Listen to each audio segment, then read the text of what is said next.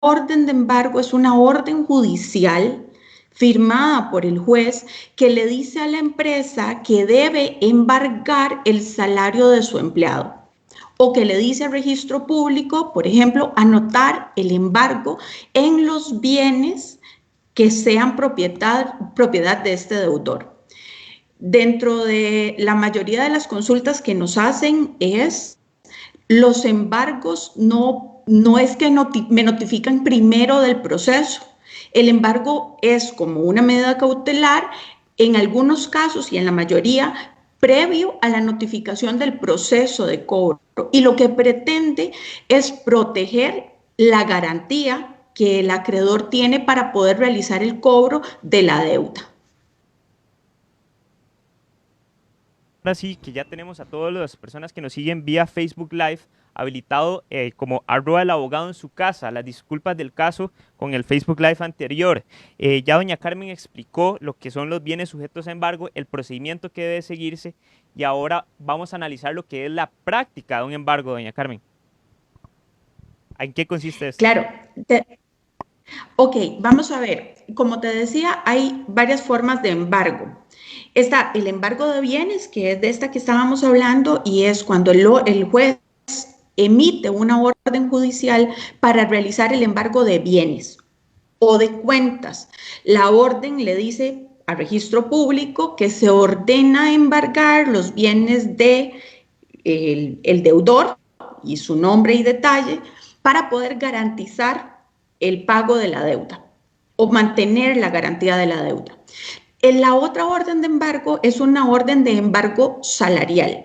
Entonces el juez le ordena a la empresa para la que el deudor trabaja embargar el salario del deudor o de acuerdo al monto que sea embargable con respecto a su salario. Esta orden judicial, como lo es una orden emitida y firmada por un juez a la cual ni la empresa ni el registro pueden hacer caso omiso porque pueden ser acusados también de desobediencia a la autoridad judicial. Por lo tanto, las empresas están obligadas a aplicar el embargo una vez sean notificadas de forma adecuada de que este embargo se tiene que aplicar. Doña Carmen, licenciada, perdón, en realidad hay algunas personas que utilizan este instituto para evadir el pago en sí de la deuda. ¿Es correcto esto? ¿Qué se puede hacer? ¿O hay alguna sanción para las personas que hagan este actuar delictivo? Sí, Denis, como bien decís, el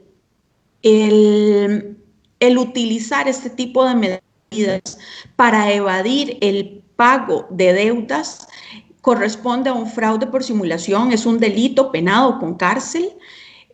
Yo pues les recomendaría a las personas que tienen muchas deudas que busquen un acuerdo con sus acreedores antes de incurrir en un delito que pueden complicar más la situación a futuro. Un supuesto en donde es tipificado por ley, donde se pueda sancionar este tipo de actuares delictivos. Ahora bien, ¿cuál es la preferencia de los embargantes, la licenciada?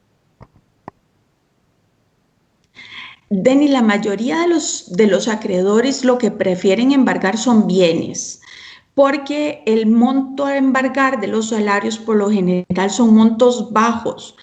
El monto a embargar de un salario está regulado por ley en el Código de Trabajo en el artículo 172. Entonces, el monto del embargo salarial siempre va a corresponder o va a respetar el salario mínimo embargable o inembargable. Esto lo que genera es una protección para el deudor, garantizando el derecho a su salario, que es una garantía constitucional, y por eso es que la mayoría de los acreedores van a preferir embargar bienes que puedan ser ejecutados, rematados y de donde puedan efectivamente cobrar la garantía de la deuda. ¿Cómo se calcula ese embargo? ¿Hay un máximo o un mínimo para los embargos salariales? Vamos a ver, máximos no hay. Usted como te decía, el monto del embargo está calculado de acuerdo al artículo 172 del Código de Trabajo. Entonces, entre más alto el salario, más alto el monto del embargo. Pero sí hay un mínimo. El mínimo es el salario mínimo establecido en el decreto de salarios mínimos.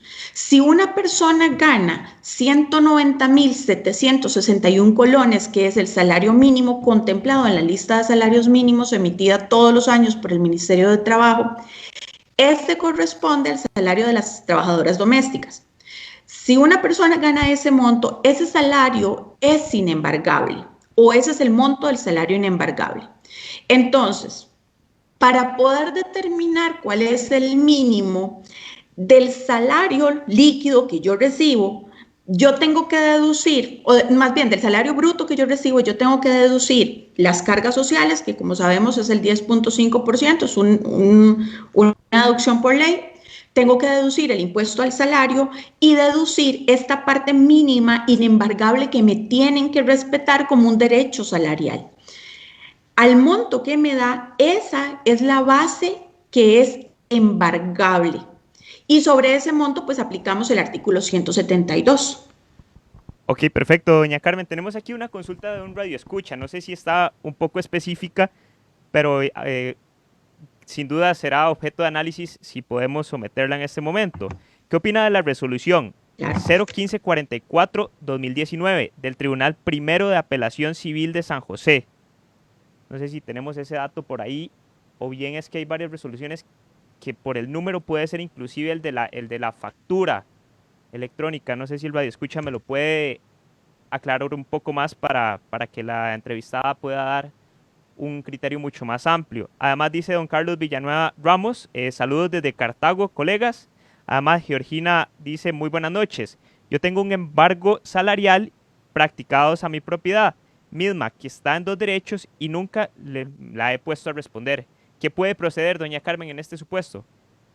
Sí, vamos a ver, la propiedad, aunque usted no la ponga a responder siempre, si usted tiene una deuda, como les decía, el acreedor va a intentar garantizarse el pago de esa deuda mediante propiedades. ¿Qué puede hacer? Llegar a un arreglo de pago con el acreedor es lo más recomendable. Si están derechos, pues lo que embargan es el derecho que está a nombre de la persona que es deudora, o si es por una fianza o un aval, pues entonces va a gravarse o embargarse la propiedad a nombre de ese deudor. Perfecto, licenciada. Tenemos una serie de consultas vía también Facebook Live, en donde pueden hacer todas las que deseen pertinentes.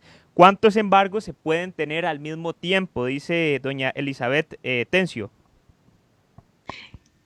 Vamos a ver, usted puede tener todos los embargos que sea posible aplicar dentro de su salario. ¿Qué significa? Como el monto a embargar está regulado por ley en el artículo 172, si tenemos un salario muy alto, ese salario alto le cae, como decimos popularmente, un embargo por un monto bajo, podría soportar entonces más de un embargo. Por lo general lo que se hace es que en derecho se aplica el principio de primero en tiempo, primero en derecho. El primer embargo que cae es el que se paga de primero. Por lo general, las órdenes de embargo, en esas órdenes el juez dice, favor embargar el salario de Juan Pérez, por ejemplo, el monto de 3 millones de colones. Entonces, el patrono, con base en el cálculo del artículo 172, va a embargar mensualmente el monto que corresponda e irlo pagando al juzgado hasta alcanzar la suma ordenada por el juzgado. Y luego de cancelar este embargo, pues podría seguir pagando el resto de embargos que queda. Ok, perfecto, licenciada. Tenemos otra serie de consultas y que me encantan porque están muy relacionadas al tema, donde nos pueden seguir vía Facebook Live como @el abogado en su casa o bien @Belisario Solano y @Denis Solano, en donde están saliendo en este momento, tanto como en Facebook y como en Instagram, toda la transmisión en vivo de lo que estamos hablando el día de hoy, que son los embargos salariales, y pueden hacer sus consultas para que sean debidamente evacuadas durante el programa. Ahora bien, dice... el embargo del salario no interrumpe por sí mismo la prescripción, dice la resolución 1544 del 2019 del Tribunal Primero de Apelación Civil de San José del 29 del 2019 y adjuntan el expediente judicial respectivo. Licenciada, ¿usted qué opina acerca de esto? Sí, vamos a ver, la prescripción es un derecho del deudor que en lo que hace es darnos seguridad jurídica. Entonces, efectivamente, aplicado el embargo, si la parte interesada no actúa para poder realizar el cobro correspondiente o para poder darle trámite al expediente, en efecto puede ser que no interrumpa la prescripción. En la mayoría de los casos, si hay un salario que embargar, el acreedor va a cobrar, pero eso no quiere decir que se den todos. Y el dinero, como les decía, se deposita a una cuenta judicial en la que si el acreedor no realiza el cobro correspondiente y por ende no finaliza o no actúa en el proceso, va a perder el derecho de cobro y eventualmente el deudor podría solicitar el reintegro de los fondos. Pero eso no quiere decir, para aclarar, eso no quiere decir que la empresa no deba aplicar la orden judicial. La empresa tiene que aplicar la orden judicial a menos que tenga una orden judicial que diga que no lo aplique. Perfecto. Licenciada, tenemos una pregunta por acá, dice, aclaro la consulta. Bueno, vamos a ver, dice don Julio Umaña, consulta, si un embargo le llega de un banco, ¿este puede embargar la tarjeta de crédito de su cliente? Ok, esta parte es súper importante y antes del programa lo conversamos un poquito. Los embargos nunca van a llegar de un banco. Los embargos siempre llegan de un juzgado, firmados por un juez. Entonces, el banco no puede realizar embargos. Nosotros en nuestra práctica profesional en la oficina hemos recibido notas firmadas por colegas que dicen embargar el salario de, otra vez, Juan Pérez, porque tiene una deuda con nosotros. Ese tipo de órdenes no son embargos. En muchos casos son un llamamiento a pagar la deuda o una solicitud de pago, pero no son embargos. ¿Puede un banco embargar la tarjeta de crédito de un cliente? Por definición técnica no, porque el banco no puede embargar, pero sí puede el banco suspender o cortar la tarjeta de crédito, limitar el crédito si no hay un pago efectivo, dado que la tarjeta de crédito es una línea de crédito abierta en la que una vez superado el monto, pues efectivamente se cierra el límite de crédito, ¿verdad? Claro, perfecto, licenciada. Nada más quería extenderle un fraternal abrazo, don Belisario, al doctor Eric Briones, que reporta sintonía en este momento. Don Belisario, le cedo a usted nada más la palabra y para seguir con las consultas con la licenciada. Así es, agradeciéndole al doctor Eric Briones que nos esté acompañando esta noche aquí en El Abogado en su casa, agradeciéndole también a los distinguidos colegas que están también en compañía nuestra, aprendiendo con la licenciada y todos los que están reportando sintonía desde diferentes partes del país y del mundo. El señor Mau Cárdenas, que nos dice, excelente, gracias por el comentario acerca de mi pregunta, y ustedes pueden seguir haciendo sus aportes y sus inquietudes. Yo no estaba monitoreando ahorita a la licenciada, pero yo quisiera tener varias preguntas que pudiéramos como encuadrar este tema tan delicado sobre los embargos salariales. Ahora con esta reforma que hubo del mínimo salarial que es no embargable, ¿en cuánto afecta la dinámica de los embargos como tal y de la actividad? Y luego tenía otra duda, una inquietud sobre la ley de usura. No sé si usted ha tenido oportunidad, licenciada, de verla y cuánto esto impacta el tema de la calificación de ser sujeto o no de crédito a partir de estos parámetros que dio la ley de usura, licenciada. Claro, Belisario, súper importante porque la ley de usura lo que pretende es mantener la salud financiera de los deudores. Por ahí hay opiniones encontradas de colegas y empresarios y efectivamente lo que hace la ley de usura es tomar más en serio la capacidad de pago de los deudores. Esto redundó en que muchas empresas tuvieran que limitar el crédito o el acceso al crédito de personas que tenían menos de un salario mínimo o menos capacidad de pago porque ya tenían otras deudas. Esto porque la idea, como le decía, es mantener la salud financiera y entonces ya no solo las empresas asumían un riesgo muy alto, que en el pasado redundaba un interés más alto, sino que lo que trata es de, pues, que efectivamente las personas se endeuden menos. ¿En qué redunda? Bueno, que tenemos gente que tiene menos acceso al crédito, pero también tenemos empresas con capital que no pueden prestar. Tenemos una regulación de SUGEF en la que obliga a las empresas crediticias o que otorgan crédito a hacer consultas sobre el estado de crédito de las personas que acuden a pedir créditos y si bien es cierto, tenemos un crédito que en teoría tiende o quisiéramos que sea más barato porque la tasa de interés va a estar fijada por el Banco Central, por la SUGEF a partir de cada enero de cada año, sí está haciendo de alguna forma que muchos deudores recurran a un mercado más informal que puede ponerlos aún en más riesgo. Creo que la ley todavía está en aplicación, estamos esperando el reglamento y vamos a tener que esperar el reglamento para ver cómo se comporta luego.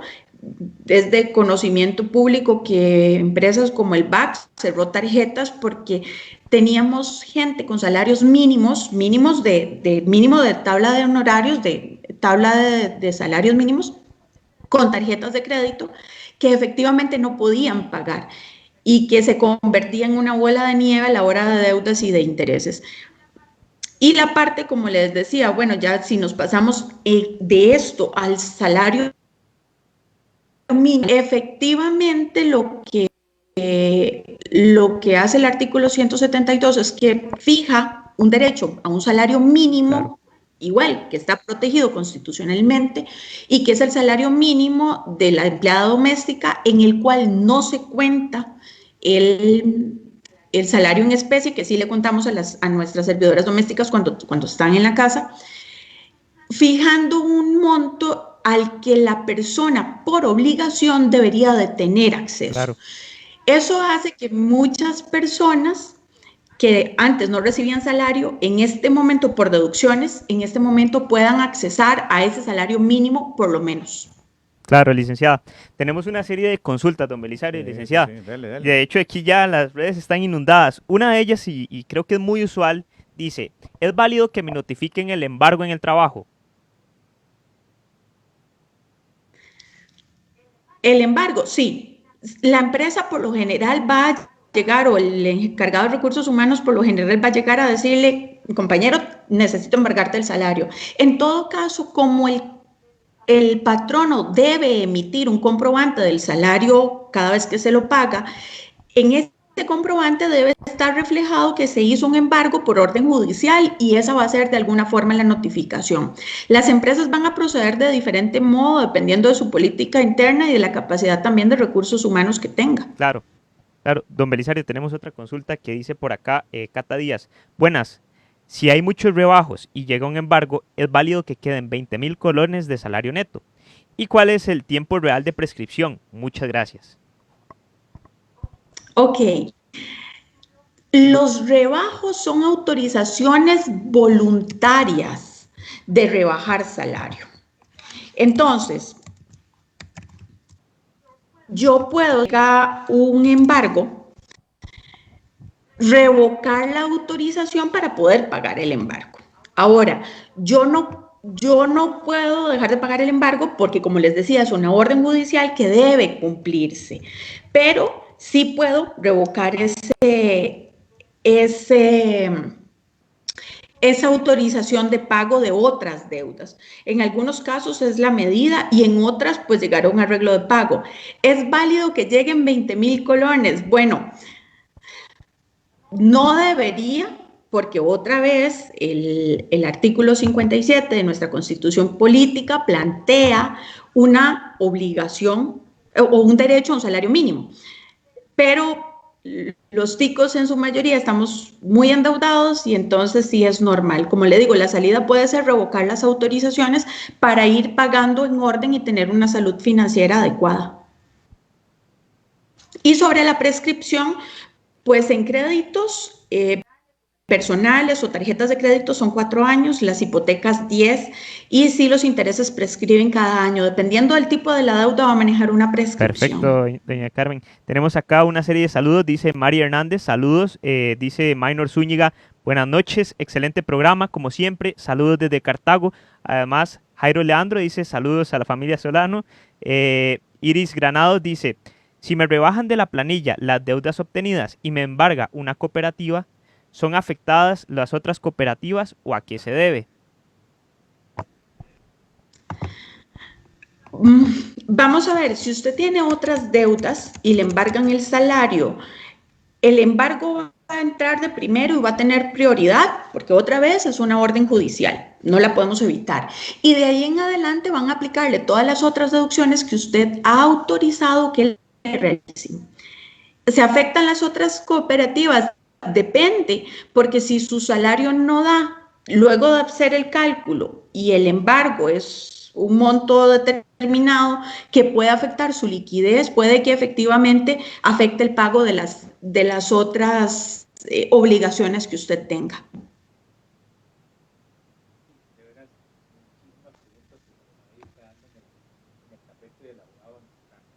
Hay una que nos dice, ¿usted, licenciada, nos puede explicar cómo procede cuando hay una afectación a patrimonio familiar?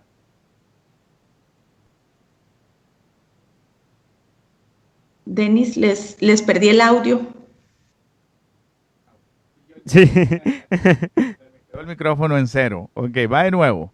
Dice Gisedeño, licenciada, dice, ¿usted me puede explicar cómo procede cuando hay una afectación a patrimonio familiar y hay un menor de edad, pero ese régimen se inscribió posterior a la deuda? ¿Qué pasa ahí? ¿Me pueden rematar la casa? ¿Se toma como inexistente a pesar de que exista un menor de edad involucrado en esa afectación familiar? Sí, porque la afectación familiar se puso posterior a la garantía o a que se otorgó en garantía la propiedad y no podemos afectar la garantía real que se le dio cuando se constituyó la hipoteca. En ese caso, el acreedor hipotecario va a tener prioridad por sobre el patrimonio familiar, siempre y cuando haya sido así en tiempo, ¿verdad? Primero la hipoteca y luego la constitución del patrimonio familiar. Eso aplica para proteger de otros acreedores posteriores. Perfecto. Tengo otra más aquí rapidita, tal vez para aprovecharme que yo agarré el micrófono. Licenciada, dice doña Luz Brenes, ¿cuál es el plazo de prescripción para el cobro de un saldo en descubierto en un proceso hipotecario? Ya se ha ejecutado, quedó un saldo en descubierto, ¿cuánto tiempo tienen para poder ejecutarlo? Bueno, las hipotecas tienen un periodo de 10 años y recordemos que la prescripción se interrumpe cada vez que yo intento hacer un cobro. Entonces, si ya cobraron una parte de la hipoteca, el saldo al descubierto queda o empieza a correr la prescripción por ese saldo en el momento de que cierra el cobro y nos damos cuenta que hay un saldo en descubierto, Y ¿verdad? ahí corre que 10 años más, ¿verdad? Sí, Los 10 10. años. Claro. Sí, porque la garantía es de hipotecaria, aunque ya no exista garantía porque la ejecutaron. Habría que ver si hay otras Exacto. garantías. Sí, 10 años le quedan. Claro, sin duda, don Belisario. Tenemos una serie de saludos acá de Gabriel Fernández, dice, aprendiendo de leyes con el programa desde la Unión de Cartago, dice Eugenia Víquez, excelente invitada, maneja muy bien el tema. Además, Ronald Martínez, que nos reporta sintonía. Y tenemos otra serie de preguntas que no sé si gusta usted, don Belisario, seguir abarcándolas. Sí, también aquí podemos seguir conversando con la licenciada invitada de esta noche acá en El Abogado en su casa. Doña Yorleni dice que el esposo tiene un embargo en planilla, que ya lleva 3 años, ha pagado más de lo que se supone que debía pagar, pero la empresa le sigue rebajando. ¿qué se puede hacer? Ayuda, por favor, estamos desesperados. ¿Qué podemos hacer y Sí, qué recomendamos acá, claro, licenciada? claro, en estos casos la orden judicial le va a decir al patrono el monto hasta cuál tiene que embargar. En algunos casos y en otros no. Lo que tiene que hacer es ir al juzgado y solicitar la constancia de que ya pagó y solicitarle al juzgado una orden para que le quiten el... Ahora, sí es importante recordar que si los procesos llegan a cobro en este tipo, por ley, nosotros, si la deuda era de 100, tenemos que aplicar un 50% adicional por costas procesales y personales, intereses, etcétera. Entonces, a veces la gente llega a la oficina y dice, bueno, es que yo debía 100 y me están cobrando 150. Bueno, es que por ley efectivamente eso es lo que corresponde. Yo lo que les recomiendo es ir al juzgado, pida un estado de cuenta para ver cuánto ha pagado y si efectivamente ya pagó, pida la orden de levantamiento de embargo y de una vez la devolución del dinero pagado en exceso. Muy bien, perfecto. Gracias, licenciada. Don Juan Diego, nos dice don Juan Diego, si ahora uno va a solicitar un crédito de vivienda como núcleo, le piden que el esposo y la esposa tengan que firmar como deudor y codeudor, a ambos tenemos que hacerles el estudio. ¿Significa eso que le aplican la ley de Correcto. usura y que tienen que consultarlo y que la capacidad de crédito se alteró ahora con esta nueva ley? Sí, correcto. A ambos tenemos que hacerles la consulta de la capacidad de pago. Si estamos aplicando en pareja como esposos es porque posiblemente la capacidad de pago a uno individualmente no le da. Efectivamente, el estudio es doble y se debe demostrar la capacidad de pago como núcleo familiar, pero sí hay que hacer la consulta doble a su jefe. Perfecto, Bueno, licenciado. Don Belisario. Tenemos reportes de sintonía, dice la Rita desde Pocosí. Además, Tatiana Aragón dice, excelente programa. Araida Salazar dice, excelente programa. Y tenemos una consulta de Vanessa Rodríguez en donde dice, ¿aplica el embargo hasta que sea notificada o avisan al patrono sin yo firmar? No. Al patrono le avisan que tiene que embargar el salario. Punto. El patrono aplica el embargo y de ahí en adelante va a ser interés de parte nuestra como deudores, pues darle seguimiento y que si ya pagué otra vez ir al juzgado y pedir que me levanten el embargo o llegar a un arreglo de pago con el acreedor para solicitarle al juzgado que me levante el embargo. Al patrono, por lo general, el acreedor no le va a notificar más nada y sí es interés de nosotros, pues, movilizar el proceso para protegernos. aquí hay toda una historia, Denis y licenciada. Es que, obviamente, uno como abogado del acreedor, lo que le interesa primero es anotar la demanda en la Así finca, es, así es. embargar el carro, embargar el salario o Claro. embargar los bienes antes de Y notificarle. luego, Porque Claro. ya una vez que claro, lo agarra uno con eso, ya es el deudor el que tiene que correr para ver cómo busca el arreglo, ¿cierto, licenciada? correcto, Belisario. Y vamos a ver, una de las preguntas más comunes es, ¿me notifican primero del cobro? No. Efectivamente, el acreedor lo que va a intentar primero es proteger la garantía que tiene para poder cobrarse y luego notificar. Es una práctica muy común, no me van a notificar primero y efectivamente lo que corresponde es que si yo soy la deudora, pues corra a tratar de llegar a un arreglo de pago con el acreedor para que me afecte lo menos posible en cuanto a embargos, ya sea salariales o de bienes. Hay una pregunta que sale por aquí.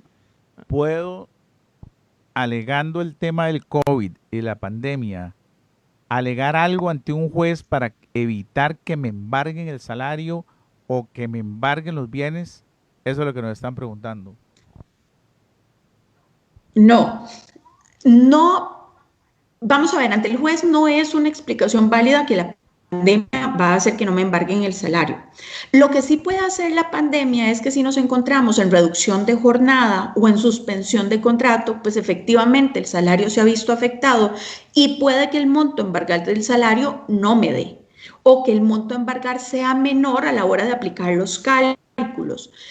Eso si estamos hablando de salarios. Si estamos hablando de bienes, la pandemia no es no es excusa porque otra vez el acreedor intentará cobrar en la garantía que tenga.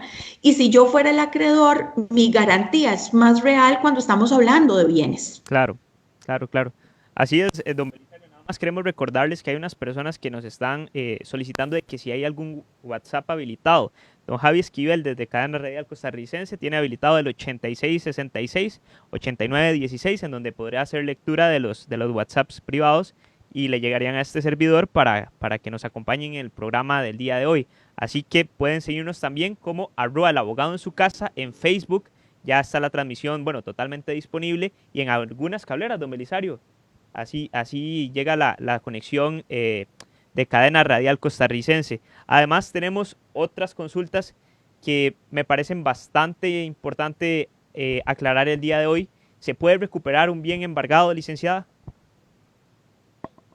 Sí, si yo ejecuto el pago o llego a un arreglo de pago con el acreedor, si el acreedor está de acuerdo, solicita al juzgado que se levante el embargo sobre el bien correspondiente. Esto siempre y cuando el embargo no esté Claro. practicado, que significa que ya avanzamos bastante en el proceso y que casi que está en remate, ya ahí sí Y no haciendo importa. alusión sobre ese tema del remate, licenciada, aprovecho, ¿y se podría dejar en efecto ese instituto jurídico del remate?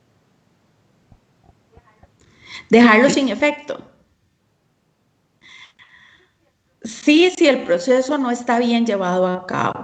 Y ya esto sí le corresponde un poco más a un especialista más en derecho civil o de cobro, porque efectivamente es un Más poco técnico, claro, más claro. Don exacto. Belisario, no sé si tenemos algunas otras consultas. Sí, licenciada, sobre la misma ley de usura y sobre lo que estábamos hablando ahora de unir los dos créditos del esposo y de la esposa, nos pregunta Gabriela que si es cierto o no que ahora los bancos están eliminando la figura del codeudor y que están estableciendo que para poder dar el crédito, aunque estén los dos, esposo y esposa, cada uno tiene que tener la capacidad en sí mismo de pagar el 100% de la deuda. ¿Qué sabe usted de esto? A mí me parece que La ley no lo plantea así. La ley lo que plantea es que la persona o el deudor debe tener la capacidad de pago correspondiente. Ahora, si los bancos por una cuestión de política para protegerse ellos empiezan a aplicar que cada persona que aplique por el crédito debe tener capacidad total para adquirir el crédito, creo que estamos ante otro escenario, pero eso se maneja más por una cuestión de política del mismo banco. totalmente de acuerdo con usted, licenciada. Dice, en una ejecución de sentencia de tránsito, puedo pedir orden de tránsito para detener el vehículo y nombrar depositario sin antes de notificar. ¿Qué pasa si no se puede notificar en su domicilio real? ¿Qué procede? Felicitaciones por el programa y felicitaciones por esa panelista de lujo. Así nos dicen. Y efectivamente, tienen razón. Sin duda, don Belisario. Muchas gracias. Vamos a ver, si tenemos sentencia judicial de un juzgado, emitida por un juzgado de tránsito y llegamos al proceso de ejecución de sentencia, podemos solicitarle al juez efectivamente que emita una orden de captura para el vehículo y esa orden de captura luego pues se ejecuta el proceso para que se nombre un depositario judicial y se remate el vehículo y demás lo que corresponda, ¿verdad? Ok, no, perfecto, excelente. Dice, tengo una deuda con una cooperativa de 8 años, no rebajaron nada. Contraté un abogado para prescripción y ahora mandaron a rebajar la cuota, sin el juez haber dado la sentencia. ¿Pueden hacer eso? Es parte, bueno, de los arreglos que eventualmente se pueden hacer. Pero, ¿qué pasa en estos casos, licenciada? Teniendo 8 años de que no se opera absolutamente nada y en virtud de la participación del abogado que alega la prescripción, se puede entonces admitir que el acreedor ante el problema de la prescripción pueda decir, bueno, mejor del abogado del sombrero, lleguemos a un arreglo. Ujú. Sí, creo que puede ser una buena salida, efectivamente. El hecho de que la cooperativa haya aplicado ya el primer cobro es porque tenía una autorización de rebajo posiblemente salarial vieja que posiblemente habían engavetado Creo que efectivamente lo que procede o lo mejor en este caso puede ser llegar a un arreglo de pago antes de irse por la vía judicial, que como les digo puede salir más oneroso. Se hace una pregunta. Si yo vengo y me salgo de la deuda alegando una prescripción y el juez me acepta la prescripción. Ok, entonces ya me liberé de la prescripción. Claro. Esa mancha en su jefe me queda. ¿Y cuánto es el plazo? ¿Y cuánto es el plazo? Son 5 Y años. no puedo ser sujeto de crédito durante 5 años. ¿Verdad? Sí puede ser sujeto de crédito si las instituciones financieras lo permiten. La mayoría tiene por política que no. Las instituciones es que nos clasifican en sujeto A, B y C, creo que es más o menos 1, 2 y 3. Y entonces, dependiendo del rango de peligro o de riesgo que usted signifique para la institución financiera, así nos van a otorgar créditos. Efectivamente, se limpian 5 años después por una cuestión de prescripción y otra vez por una cuestión también de seguridad jurídica para nosotros como personas y por una cuestión también de que prescribe y pues ya la deuda no existe y demás. Así es, qué interesante. Un saludo muy especial al licenciado Oliger Alejandro Brenes, que nos está viendo también y que nos había mandado sus consultas. Tenemos muchos distinguidísimos colegas que nos siguen aquí en El Abogado en su Casa, lo cual les agradecemos. Así es, don Belisario. Nada más quería poner un caso hipotético que me parece bastante real. ¿Qué pasa con esas gestionadoras de crédito en sí que llaman a la empresa y le dicen, bueno, es que ya le vamos a embargar el salario? Ese tipo de acosos, ¿qué puede hacer la persona deudora? ¿Hay alguna instancia en donde puede acudir? ¿Sí o no, licenciada? Sí, efectivamente lo que estamos hablando es de acoso y lo que podemos hacer es acudir ante la Defensoría del Consumidor. Ahora tenemos Defensoría del Consumidor Financiero. Hay un límite y uno puede empezar a grabar las llamadas. Este tipo de gestionadores tienen las malas prácticas de llamar al papá, la mamá, los hermanos, los tíos y hasta los vecinos. Yo, en la mayoría de los casos, cuando es así, pues sí recomiendo poner la queja cuando ya es mucho. En otros casos, la gente en su mayoría termina ignorándolos porque los procesos tienden a ser bastante tediosos. La recomendación siempre es trate de llegar a un arreglo de pago para no mancharse el crédito, como decía don Belisario hace un rato, pero a veces que eso no es posible, lo que corresponde es poner la denuncia en la Defensoría del Consumidor. Hay una cuestioncita aquí de la pregunta de esta chica que nos estaba preguntando, ya le digo, Cedeño. Sí, qué interesante, licenciada, ve qué interesante. A ver, uno tiene la casa de habitación. Yo adquirí hoy el crédito con Juan Pérez Sánchez y le firmé una letra de cambio. Ok, y 6 meses después es que someto al régimen de afectación familiar a la casa. En esos casos, digamos, la deuda fue adquirida con anticipación al régimen de afectación familiar. En ese caso también quedaría sin efecto esa afectación en virtud de que la letra de cambio está firmada 6 meses antes. Es que estamos hablando de una letra de crédito, no de una hipoteca. Exacto. Y entonces lo que se protege, recuerde que el asunto con las hipotecas es que tienen publicidad, la letra de cambio o una letra de crédito, un pagaré o el documento que quiera, si bien es cierto, es una promesa de una garantía, es una garantía personal, el pagaré es una promesa de pago y la letra de cambio es una orden de pago que no está garantizada con un bien real. Entonces, si bien es cierto, puede tener una fecha anterior, no se va a ver afectada o no se va a ver beneficiada. Más bien al contrario, si firmo luego el régimen de patrimonio familiar se va a ver afectada porque la garantía real se va a extinguir, protegiendo el patrimonio familiar. Es una cuestión de garantías y nosotros en derecho tenemos garantías personales y garantías reales. Y las reales es la hipoteca y la prenda.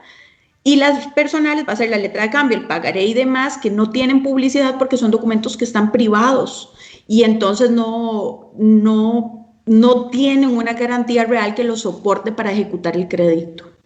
Entonces quedaría sin efecto de la afectación, o ahí estaría yo protegiendo mi casa. Exacto, más bien queda con todo el efecto, la afectación Okay.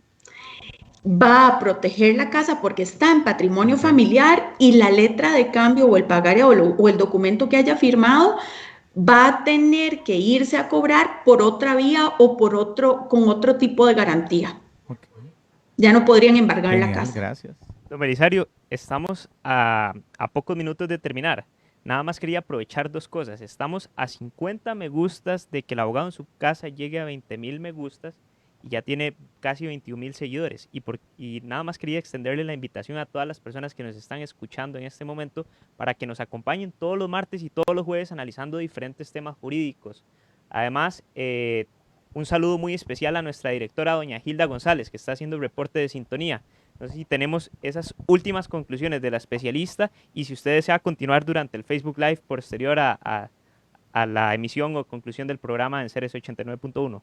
Aquí podemos seguir, pero también podemos hacer un segundo programa. Yo quisiera comprometer a la licenciada porque me parece que los aportes que ella nos da son brillantes y yo creo que este tema da para más, Denis. Sin duda, don Belisario, son como para dos o tres temas que debemos abarcar a partir de todos los martes y jueves de 9 a 10 de la noche. Licenciada, esas últimas conclusiones para las personas que nos están escuchando por 89.1 radio, así que no se nos despeguen del Facebook Live. Claro, yo creo que a nivel de conclusión general y porque es algo que es muy común, cada vez que recibamos una llamada de cobro que nos diga que nos van a embargar, ya sea bienes o salario, pidámosle que lo haga si procede y no nos asustemos. La gente o este tipo de empresa lo que pretende es que nos asustemos y que actuemos casi que de forma inmediata. Pensemos con cabeza fría, actuemos, midamos nuestra capacidad de pago, nuestra liquidez. Y si no tenemos capacidad de pago, no tenemos liquidez y esta persona no quiere llegar con nosotros a un arreglo de pago, pues permitamos que llegue el embargo judicial para que se pague como corresponde, respetando este derecho que tenemos al salario que está protegido constitucionalmente. En este momento tenemos herramientas para proteger nuestros salarios. En este momento, más que en ningún otro, es necesario tener liquidez porque la mayoría de la gente necesita pues, pagar recibos y comer. Entonces, a veces 5 minutos de una buena asesoría son necesarios. Y claro, con mucho gusto estamos para servirles en cualquier otro momento que ustedes así lo dispongan. Más tenemos, antes de que la licenciada se me vaya y concluyamos el programa, hay una serie de consultas por WhatsApp que ya llegaron a este servidor de Cadena Radial Costarricense. Dice, hola, ¿qué tal? Una consulta. Somos 3 hermanos, heredamos una propiedad donde ninguno de los 3 hemos librado el usufructo. Uno de mis hermanos está embargado. ¿Pueden los acreedores, como dice la licenciada, echar mano de la parte que le corresponde a mi hermano, aunque haya sido heredada? Saludos cordiales. Sí, definitivamente sí. Pero Van a embargarle el derecho que le corresponde. así es, y los va a obligar a negociar. Sin duda. Correcto. ¿Tenemos más ahí? Tenemos varias consultas, No. don Belisario, solo que quisiera esas últimas conclusiones suyas porque ya casi vamos finalizando por la frecuencia ¿Qué tenemos? 30 89.1. segundos. Tenemos, sí, más o menos aproximadamente 2 minutos. Lo que don Javi nos Super Javi. autorice, nada más, así es. No, yo quiero agradecerle a la licenciada el aporte. Licenciada, muchísimas gracias a usted por su participación acá en El Abogado en su Casa. Queda totalmente comprometida para que hagamos un segundo programa y que podamos ver las consecuencias y los efectos legales de los embargos judiciales y cómo está en este momento afectando la situación financiera el COVID-19 en los hogares costarricenses. Licenciada, muchísimas gracias, de veras. No, gracias a ustedes. Así es, muchísimas gracias, licenciada. Continúen con la programación regular de CRC 89.1 y Cadena Radial Costarricense.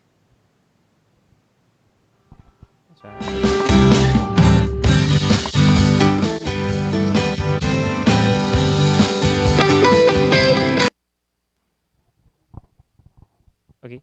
Continuamos, don Jesús. No. Continuamos en la transmisión en vivo. No. Ok, perfecto. Perfecto, don Belisario. Nada más queríamos abarcar estas últimas preguntas en donde, bueno, tenemos a don Fabio Villafuerte, dice excelente programa, a don Juan Carlos Solano, excelente tema y excelente programa. Y además tenemos, bueno, estas últimas 3 consultas que no quería dejar de lado. Dice don Olger Alejandro Brenes, bueno, yo no sé si ya usted la leyó, don Belisario, pero dice, de acuerdo al artículo 851 del Código Civil sobre la reenvía tácita de la prescripción y la oposición de la prescripción, podría referirse, licenciada. Saludos, colega Belisario, siempre pegadito al programa. Gracias, colega. Licenciada, sobre este tema está interesante la consulta del colega. Ella despidió. Entonces solo estamos nosotros. Caramba, es que se nos fue entonces la licenciada. La licenciada se nos fue. Bueno, pero de acuerdo al artículo 851 dice sobre el reenvío tácito de la prescripción y la oposición de la prescripción. Ok, vamos a dejarnos como tareitas pendientes, licenciado Brenes, también para poder retomar estos conceptos y volver a conversar con la licenciada en el abogado en su casa. De esta manera que vamos a poner punto final al programa, agradeciéndoles a ustedes el habernos acompañado en este programa especial del abogado en su casa. Así es, don Belisario, agradecerles a todos los que reportaron sintonía a partir del Facebook Live. Así nos pueden seguir por nuestras diferentes redes sociales como @Belisario Solano, @el abogado en su casa o @Denis Solano, quien les despide. Fue un placer para nosotros. Bueno, en realidad este fue un programa más del abogado en su casa de 9 a 10 de la noche.